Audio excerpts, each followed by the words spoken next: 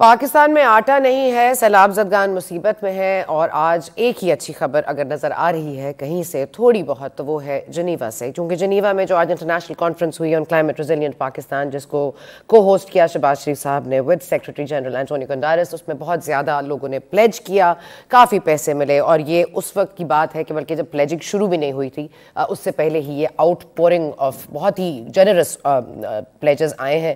European union نے $93 million کی بات کی، اسلامک ڈیولپمنٹ بینک نے بات کی ہے 4.2 بلین کی، یو ایس ایڈ ہے 100 ملین کی، فرانس نے اپنا حصہ ڈالا ہے $345 ملین کا، جرمنی 88 یعنی کہ $88 ملین، اور China $100 million, and Japan 77 million more to what they have already given. تو یہ تمام تر چیزیں تو بہت اچھی ہو گئی، لیکن آئی ایم ایف کے ساتھ جو مذاکرات ہیں، جن کا 9th راؤنڈ ہمارا ایک کہیں پہ اٹکا ہوا تھا، side line of the Geneva convention میں اسحاق ڈار صاحب ملاقات کریں گے۔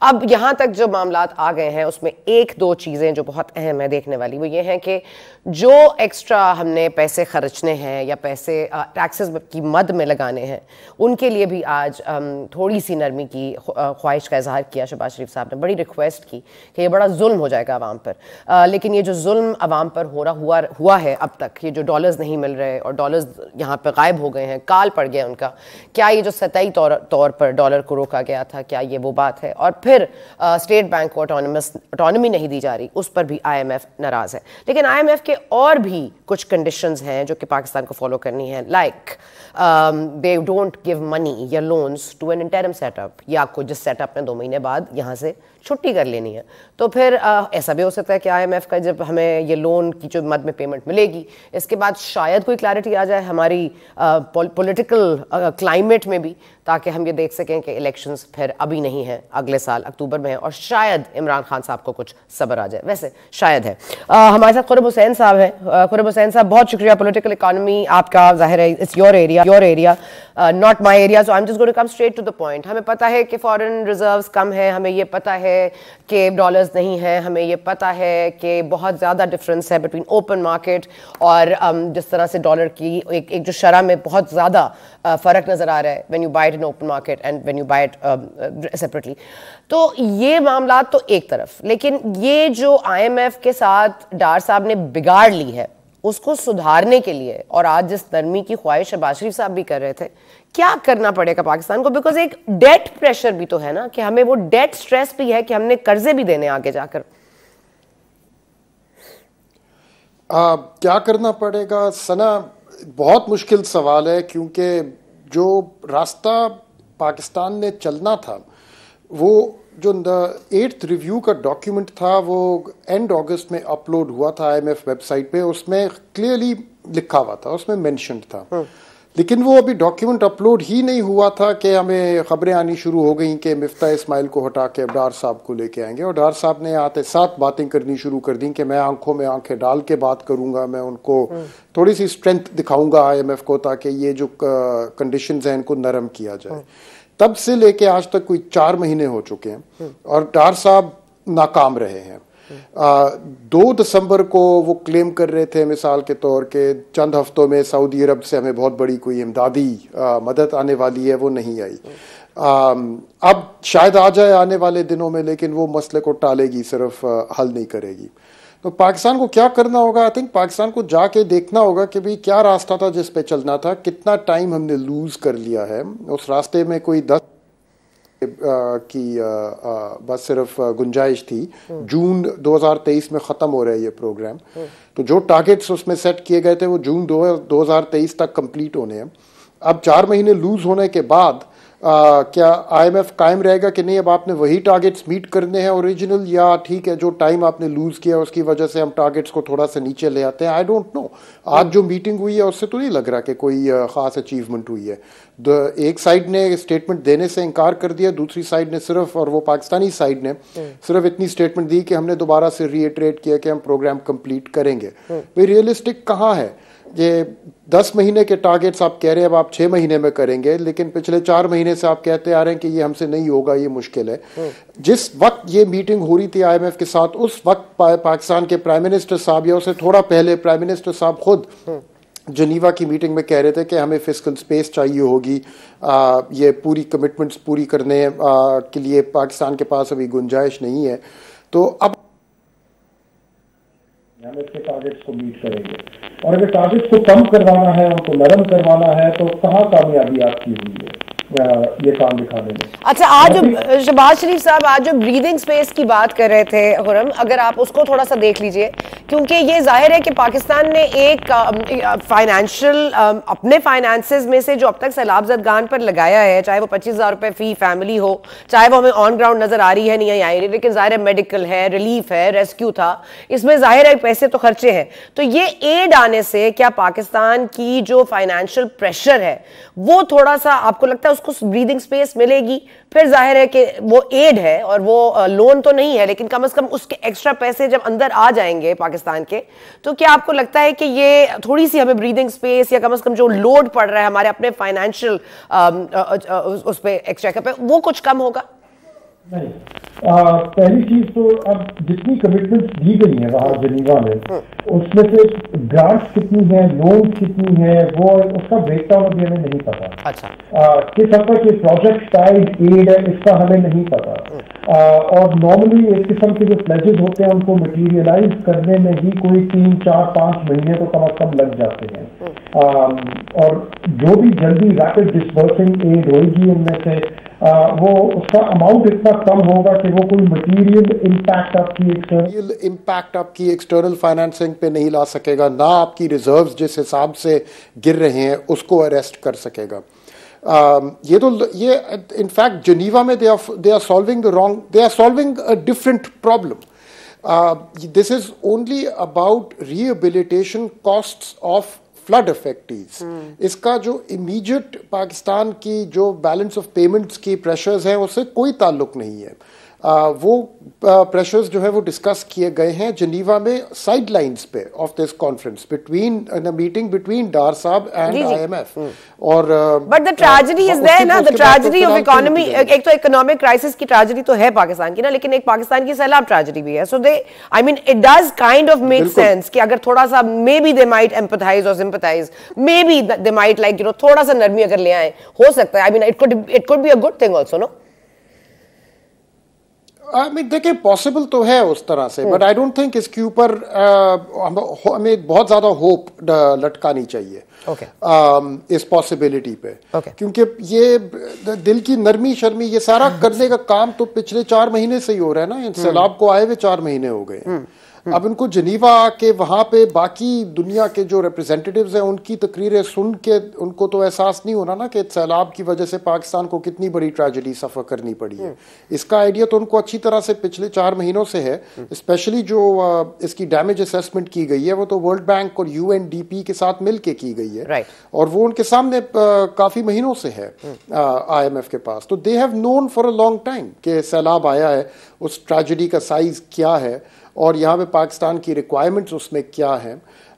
بس اتنی سی بات ہے کہ وہ اپنے اینڈ سے پوچھ رہے ہیں کہ جو کمٹمنٹس باقی ملک دنیا سے نہیں مل رہی ان کو پورا کرنے کے لیے, اس ریہیبلیٹیشن پلان کی فائنانسنگ کو پورا کرنے کے لیے آپ کیا سٹیپ. چلے میں آپ کو جنیوا سے لے کے چلتی ہوں, سعودی عربیہ جہاں پہ جنرل عاصم منیر صاحب موجود ہیں, اور ظاہر ہے کہ ان کی سعودی کنگ سے بھی ملاقات ہوئی ہے, اور انہوں نے ظاہر عمرہ بھی کیا ہے, اور of course things are looking very good, they are talking about cooperating with each other. پھر وہ UAE بھی جائیں گے.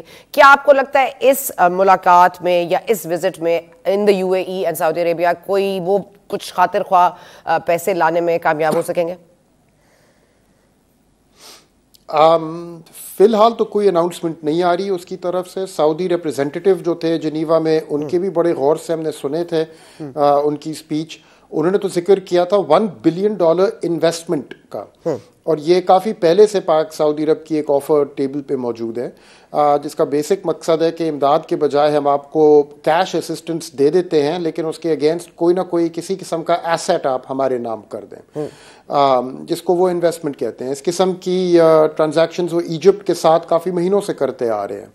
اب اگر جو چیز جنرل عاصم منیر صاحب مانگنے گئے ہیں وہاں پہ, اور جس کی بات ہونی تھی ان کے کراؤن پرنس کے ساتھ, وہ تھا ایک $3 بلین کا ڈپازٹ, کیش ڈپازٹ, جو پاکستان کے فارن ایکسچینج ریزروز میں سعودی عرب ڈالے گا, جو پچھلے نومبر بھی انہوں نے دیا تھا ایک, اور جو 2019 دسمبر میرے خیال میں ایک اور آیا تھا سعودی عرب کی طرف سے. उसकी फिलहाल तो कोई अनाउंसमेंट नहीं आई. लेट्स सी, मे बी आने वाले दिनों में. ओके, लास्टली बता दीजिएगा, क्योंकि आज बरतानिया के भी जो फाइनेंस मिनिस्टर हैं उन्होंने भी एक बड़ी इंपॉर्टेंट बात की है. उन्होंने कहा है कि पाकिस्तान को हर हाल में IMF के साथ अपना मुआहिदा तय करना है और इनको अचीव करना है, इनको लेना है.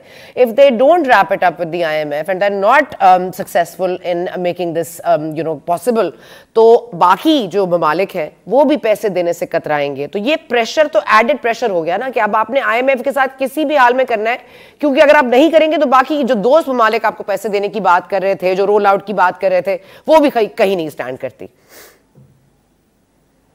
जी, एडिड प्रेशर आप समझ लें इसको, लेकिन सना, this is how it always works.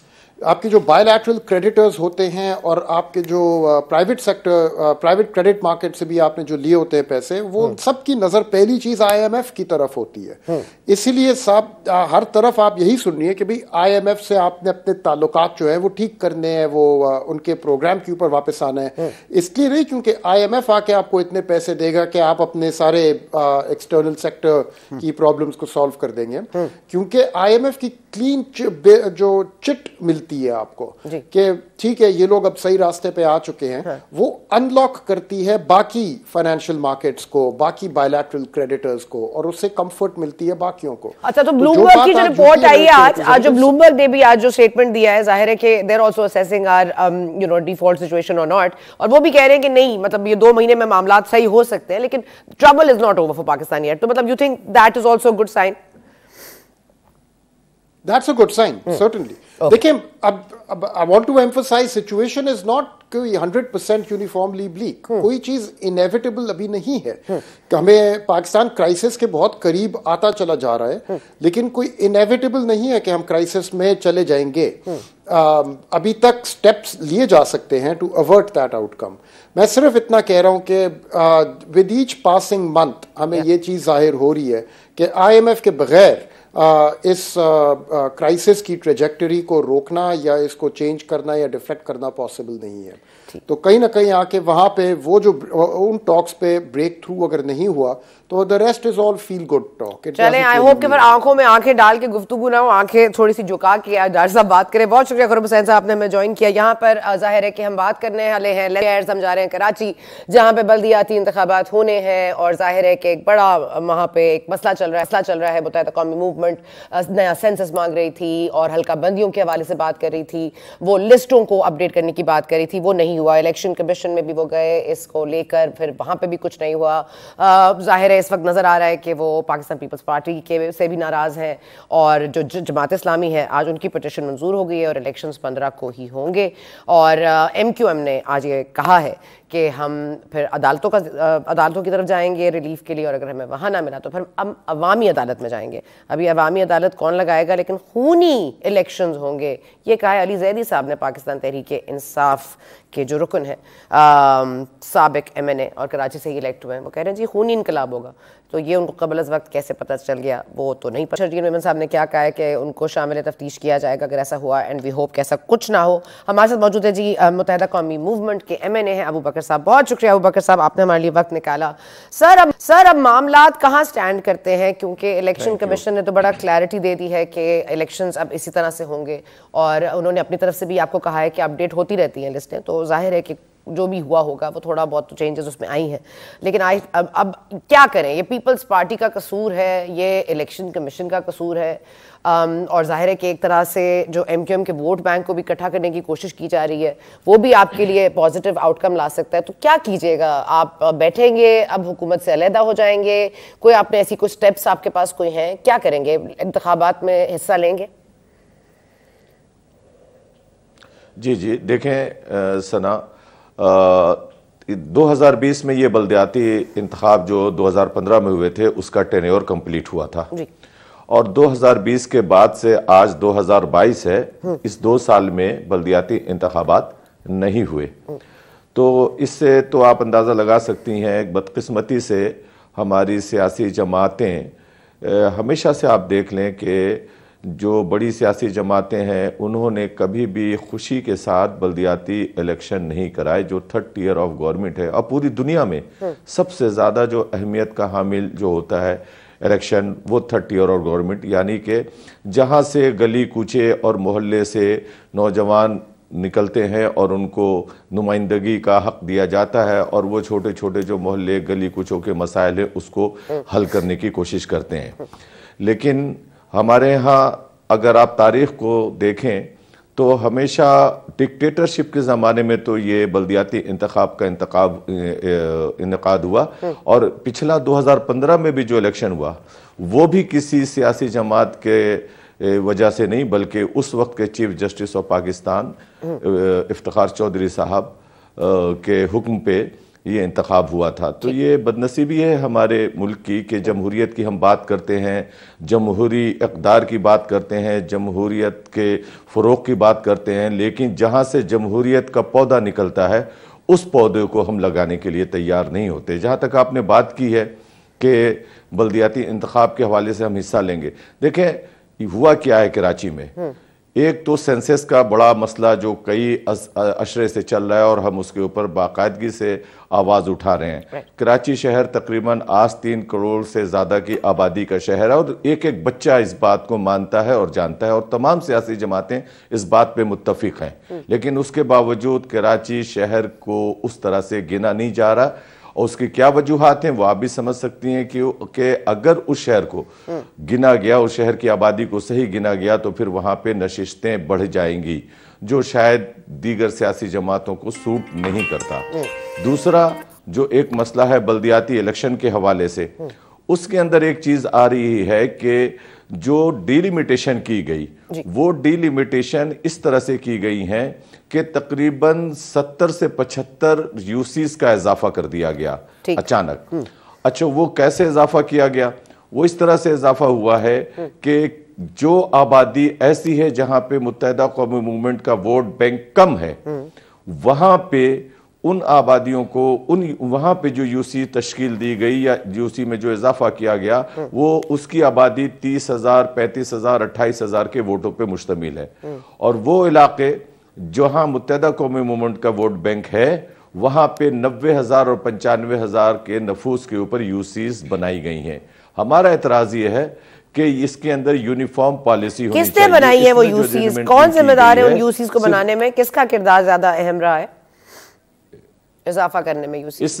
اس میں تو بیسیکلی الیکشن کمیشن کا کردار ہوتا ہے.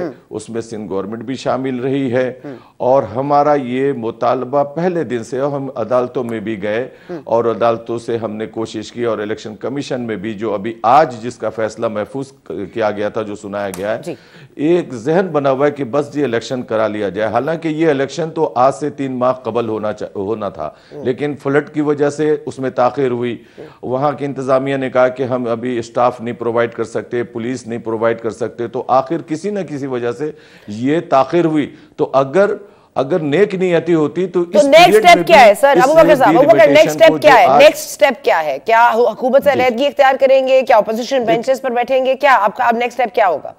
یا کورٹ جائیں گے؟ کیا کریں گے؟ دیکھیں آج تو ہماری جماعت، جو کہ میں اسلام آباد میں ہوں، کراچی میں ایک میٹنگ ہوئی ہے اور ابھی بھی ایک گورنر ہاؤس میٹنگ ہو رہی ہے، اور اس کے اوپر طے کیا جا رہا ہے کہ ہم نے تو پہلے سے اعلان کیا ہوا 9 تاریخ کو ہمارا ایک احتجاجی مظاہرہ بھی ہونا تھا election commission of Pakistan Sindh کے سامنے، جو اس کو مؤخر کیا گیا، اور اب وہ 11 تاریخ کو ہے. تو ہم نے الیکشن کمیشن میں پیٹیشن دائر کی. جو ووٹر لسٹ ہے، میں خود ذاتی طور پہ میرے اپنے گھر میں جو ووٹ تھے 17 ووٹ تھے، 17 ووٹ میں یہ جو ابھی لسٹ دی گئی اس کے اندر میرے اپنے گھر کے تقریباً 5 سے 6 ووٹ جو ہے نا وہ غائب ہیں، وہ کسی فہرست میں موجود نہیں ہے. تو آپ بتائیں کہ جب ایک ووٹر کو اس کے ووٹ کا حق نہ دیا جائے، ووٹر لسٹ دنیا چاند پہ پہنچ گئی، دنیا ترقی کر کے کہاں چلی گئی، لیکن اس پاکستان کے اندر آج تک ہم ایک ووٹر لسٹ کو صحیح نہیں کر سکے اس ترقی یافتہ اور سائنسی دور میں. اب مجھے نہیں پتا کہ یہ ہم کر نہیں سکتے، ہمارے اندر اہلیت نہیں ہے، یا پھر ہم کرنا نہیں چاہتے. یہ تو جو لوگ کر رہے ہیں وہی بتائیں گے. سر یہ ابو بکر صاحب سوری، ایک امپورٹنٹ ایشو ہے کیونکہ وہ دیکھیں نا خونی الیکشنز کی بات کریں علی زیدی صاحب، اور دوسری طرف پاکستان پیپلز پارٹی یہ دعویٰ کر رہی ہے کہ میئر بھی پاکستان پیپلز پارٹی سے آئے گا. اگین آپ کے معاہدے کی خلاف ورزی ہے، میئر تو آپ کا آنا تھا. کیا یہ بات طے ہوئی تھی، اور کیا آپ کو اس سے کوئی شوق ہوا ہے کہ میئر وہ اپنا لانا چاہتے ہیں؟ دیکھیں میئر لانے کی جہاں تک بات ہے، ہم نے سنا 4 سال پہلے سپریم کورٹ میں کے عدالت میں گئے، اور وہاں ہم نے جو اس وقت میئر تھے اس کو جو اختیارات نہیں تھے، اس کو فائنینشلی اور ایڈمنسٹریٹیولی اختیارات نہیں تھے، وہ چیف ایگزیکٹو جو صوبے کا ہوتا ہے اس کا محتاج رہا. وہ صرف سیلری دیتا تھا، اور سیلری دینے کے لیے ایک ڈسپیچر یا ایک ڈاکیے کا کردار ادا کرتا تھا. اچھا، جب ہم نے 148 کے اختیارات کی بات کی اور سپریم کورٹ میں وہ کیس چلتا رہا، تو بہرحال وہ بہت دیر سے اس کا فیصلہ آیا، لیکن وہ فیصلہ آیا. آج آپ بتائیں کہ ہم کہاں جائیں؟ سپریم کورٹ جو اس پاکستان کی سب سے بڑی عدالت ہے، اور اس کے چیف جسٹس نے ایک فیصلہ دیا، ہماری جمہوری قوتیں اس چیف جسٹس کے اس سپریم کورٹ کے فیصلے کو عمل کرنے کے لیے تیار نہیں. تو آپ بتائیں کہ پھر ایک جمہوری طاقت ٹھیک ہے سر، آپ کہیں مت جائیں، لیکن یہ بتا دیجئے آخر میں سر جو گورنر سوری صاحب ہیں، ان کی جو سارے ایفرٹس ہیں آپ لوگوں کو اکٹھا کرنے میں، مصطفیٰ کمال صاحب بھی مان گئے ہیں، جو خالد مقبول صاحب کے بارے میں انہوں نے پاس میں بات کی اس سے بھی چلیں، انہوں نے ایکسیپٹ کر لیا، انہوں نے کہا بھول جاؤ آگے بڑھو. فاروق ستار صاحب ہی ایک مشترکہ پریس کانفرنس کر چکے ہیں. کیا اب صرف عہدوں کے اوپر بات چیت باقی ہے کہ ایک ہم اناؤنسمنٹ سنیں گے ایکسکلوسیو، یا ایک پراپر اناؤنسمنٹ، آفیشیل اناؤنسمنٹ ہو جائے گی کہ بھائی مصطفیٰ کمال صاحب کو ظاہر ہے کہ خالد مقبول صدیقی صاحب کا تو عہدہ نہیں ملنے والا، لیکن عہدوں پہ ابھی بھی کیا کوئی ابھی تک گرے ایریاز ہیں؟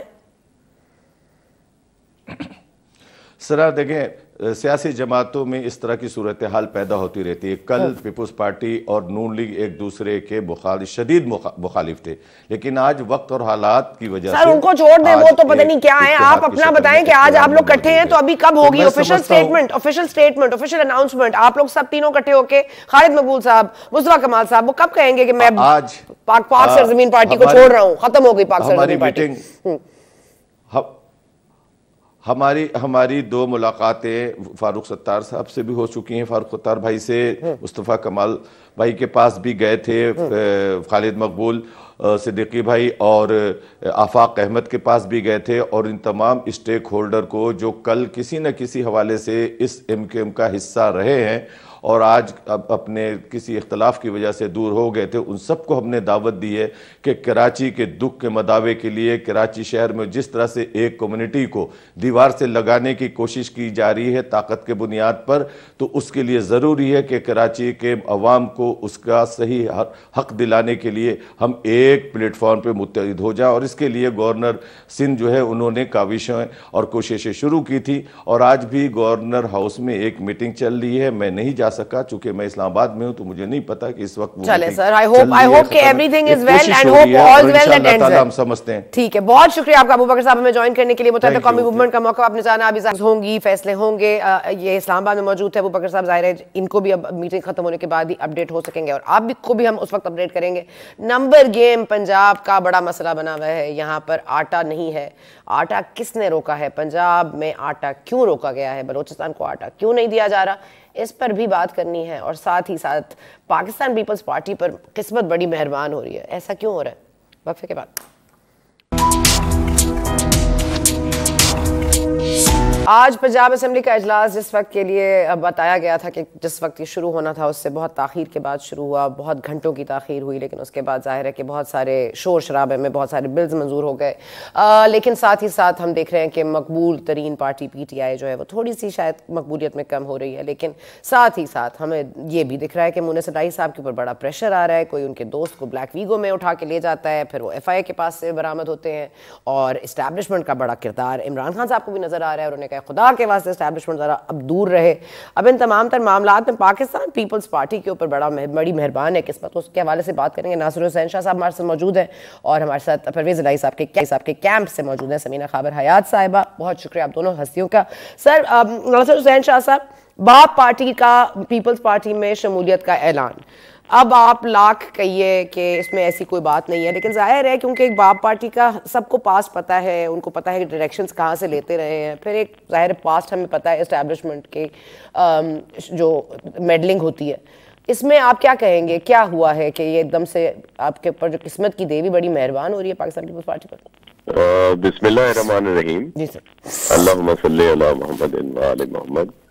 دیکھیں بالکل واضح ہے ایک چیز کہ جب سے ادارے پولیٹیکل ہوئے ہیں تو وہ لوگ یا وہ شخصیات جن کو پریشرائز کر کے یا جو بھی طریقہ کار تھا ان کو کہیں بھیجا گیا, کچھ بھی کیا گیا, وہ اگر اب نہیں ہو رہا تو وہ سب لوگ ظاہر ہے ایسی پارٹی کی طرف ہی جائیں گے کہ جس کو وہ سمجھتے ہوں کہ یہ واقعی پولیٹیکل پارٹی ہے, اور ایسا نہیں ہے کہ جس کو بنایا گیا ہو اور پھر بعد میں ایک پانی کا بلبلہ ہو. اور جو خان صاحب جو بات کر رہے ہیں وہ اسی اندازے پہ کر رہے ہیں کیونکہ ان کو پتہ ہے کہ ان کو کس طرح یہ لوگ لا کے دیے گئے اور کیا ہوا, تو وہ یہی اب سمجھ رہے ہیں. لیکن حقیقت یہ ہے کہ جب یہ پریشر کم ہوا, یہ ٹیلی فون کالز آنی بند ہوئی, تو لوگوں نے سیریسلی اندازہ تو کر لیا نا جو ان کا طرز حکمرانی تھا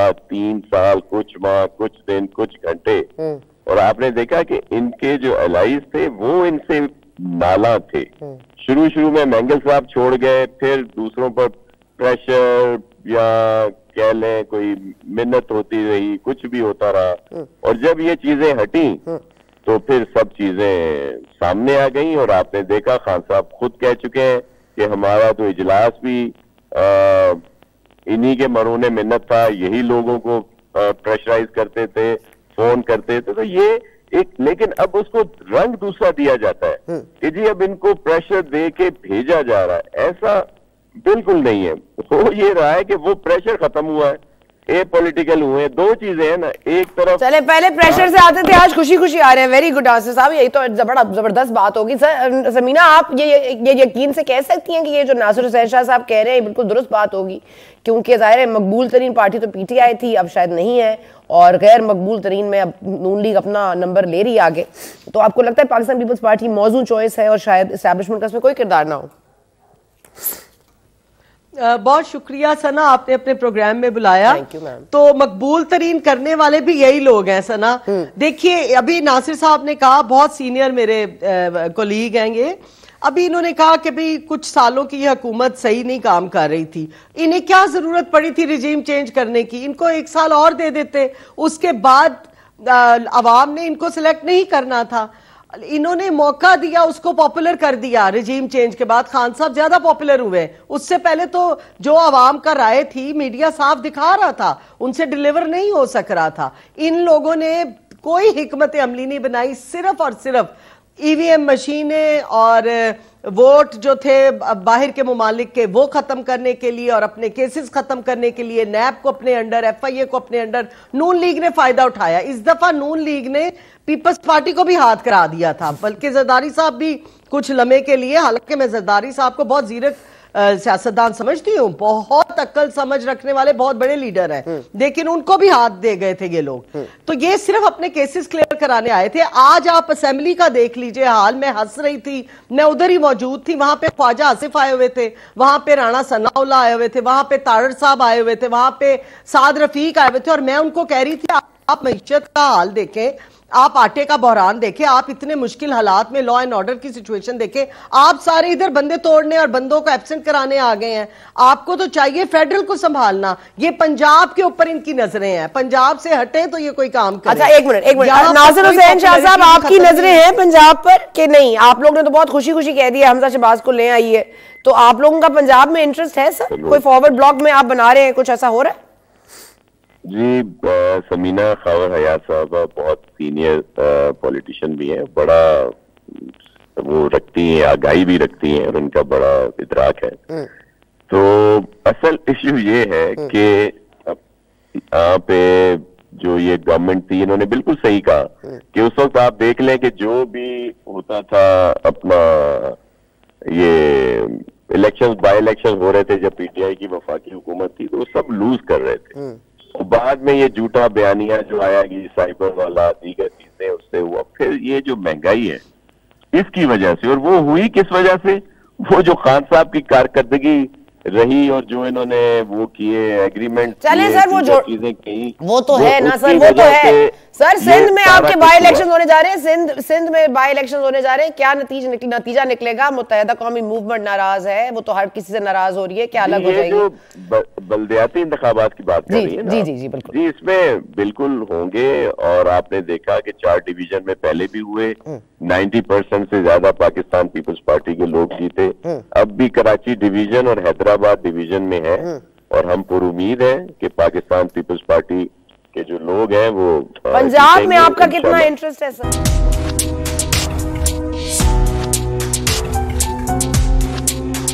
आटे की वजह से हम देख रहे हैं कि बहुत सारे ऐसे हादसात हो रहे हैं जिनको देख के काफ़ी तशवीश होती है। एक आदमी ज़ाहिर है गिर गया, स्टैम्पीड में आ गया, उसका दम घुट गया और वो हलाक हो गया। अब हमने देखा कि सक्खर में लोग आटे की बोरियां चोरी करने लग गए हैं। ये मामलात काफ़ी सीरियस हो गए हैं। इस मुल्क में असेंबलियाँ तहलील करनी है नहीं, इलेक्शंस कॉल करनी है कि नहीं, इनके फैसले अब हो जाने चाहिए। ये बात तो तय है कि IMF के प्रोग्राम में हमें जाना पड़ेगा, कड़वा घूंट हमें पीना पड़ेगा, और वो घूंट कितना कड़वा होगा वो तब तक पता नहीं चलेगा जब तक कि मुआहदा तय नहीं हो जाता और जो भी इसकी आउटस्टैंडिंग इश्यूज हैं वो रिजॉल्व नहीं हो जाते। IMF से आपके मुज़ाकरात कामयाब होंगे तो ही और ममालिक आपको पैसे देंगे। तो ये तो हो गया अहम मामला। लेकिन अगेन मैं चाहूँगी कि इस मुल्क में हम कम अज़ कम जो रियल इशूज़ हैं उन पर बात करें। ये असेंबलियाँ तोड़ लेना, तमाम काबीना